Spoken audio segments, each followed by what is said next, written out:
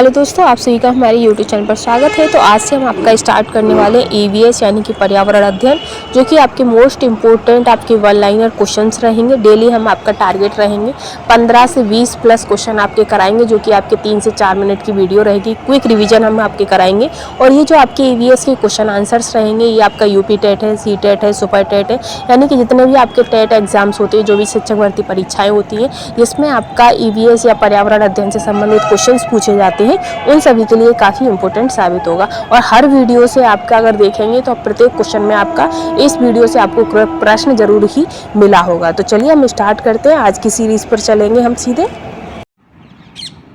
पहला क्वेश्चन है कि कौन सी खतरनाक बीमारी जिसका इलाज नहीं है, तो आपका आंसर हो जाएगा कि कैंसर तथा जो एड्स है इसका कोई भी इलाज नहीं है। ठीक है, आगे रहेगा आपका नेक्स्ट क्वेश्चन कि शराब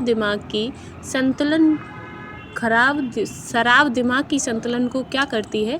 तो शराब होती है वो हमारे दिमागी संतुलन को घटा देती है। ठीक है, आगे है कि वह कौन सा प्रदूषक है जो वर्षा के पानी में घुलकर अम्लीय वर्षा का कारण बनता है। तो वो है आपका सल्फर डाइऑक्साइड। ठीक है, आगे रहेगा कि शोर को मापने की इकाई क्या है। तो शोर को यानी कि ध्वनि को मापने की जो इकाई होती है वो आपकी डेसिबल होती है। ठीक है, इसी के साथ है कि सबसे हानिकारक प्रदूषण किसके द्वारा होता है। तो जो रेडियोधर्मी पदार्थ होते हैं उनके द्वारा सबसे हानिकारक प्रदूषण होता है। ठीक है, इसी के साथ है कि एक मिट्टी में वर्ष जो वर्षा दर है वो वर्ष एक फसल उगाने को क्या कहते हैं। तो वो आपको मोनोकल्चर फसल कहते हैं। ठीक है, इसी के साथ है कि पृथ्वी पर ऊर्जा का चरम स्रोत क्या है। तो वो आपका सूर्य है, ये सभी को पता है। इसी के साथ है कि कांटे नुमा पत्तियों को दर्शाकर एक शिक्षक किस प्रकार के पौधों के बारे में पढ़ा रहा है।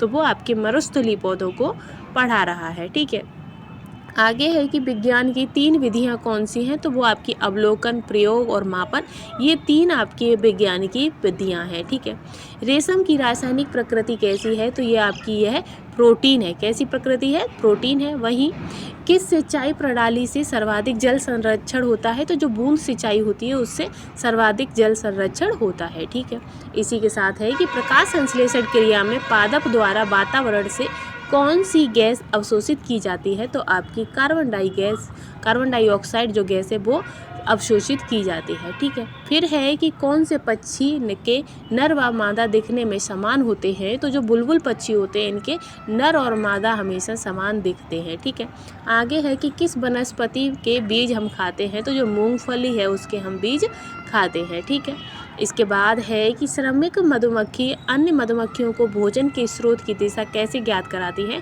तो एक विशेष प्रकार का नृत्य करके वो उन्हें प्रदान दिशा दिखाती हैं। ठीक है, इसके बाद है कि हरित विकास ग्रीन डेवलपमेंट के लेखक कौन है। तो WM एडम्स ये आपके ग्रीन डेवलपमेंट के लेखक हैं। ठीक है, फिर आता है कि राष्ट्रीय पर्यावरण अभियांत्रिकी शोध संस्थान कहाँ स्थित है। तो वो आपका नागपुर में स्थित है।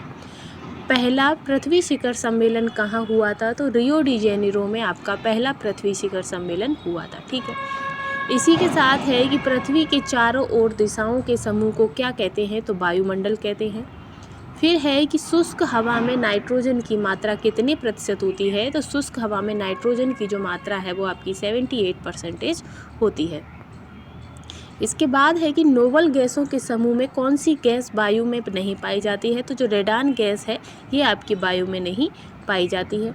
हवा में कौन सी गैस की मात्रा सबसे अधिक है। तो नाइट्रोजन गैस की मात्रा सबसे अधिक है, और कितनी? तो 78% है। वही है कि यदि पृथ्वी पर पाई जाने वाली वनस्पति समाप्त हो जाए तो किस गैस की कमी होगी। तो जो ऑक्सीजन है, जो हम सांस लेते हैं, ऑक्सीजन समाप्त हो जाएगी। फिर है कि ग्रीन पीस इंटरनेशनल का मुख्यालय कहाँ है। तो ग्रीन पीस इंटरनेशनल का जो मुख्यालय है ये आपका एम्स्टर्डम में है। ठीक है, आगे है कि EPA का पूर्ण रूप क्या है। तो EPA का पूर्ण रूप है इन्वायरमेंटल प्रोटेक्शन एजेंसी। ठीक है, इसके बाद है NEA। तो NE से आशय है नेशनल इन्वायरमेंट अथॉरिटी। ठीक है, आगे है कि इको मार्क किन भारतीय उत्पादों को दिया जाता है। तो ये पर्यावरण के प्रति मैत्रीपूर्ण को आपका इको मार्क दिया जाता है। वही है कि हॉट स्पॉट शब्द का सर्वप्रथम प्रयोग किसने किया था। तो नॉर्मल मायने 1988 में हॉट स्पॉट शब्द का प्रयोग सबसे पहले किया था। इसी के साथ है कि ग्रीन हाउस गैस की संकल्पना किसने दी है, तो जोसेफ फॉरियर ने दी है। और भारत के कुल कितने जैवमंडल क्षेत्र स्थापित किए जा चुके हैं, तो 18 जैवमंडल क्षेत्र स्थापित किए जा चुके हैं। तो इसी के साथ EVS की सीरीज यहीं समाप्त होती है। आई होप आपको वीडियो पसंद आई होगी। अगर आपको वीडियो पसंद आई है तो हमें सपोर्ट करते रहिएगा। आज के लिए बस इतना ही। Thanks for watching.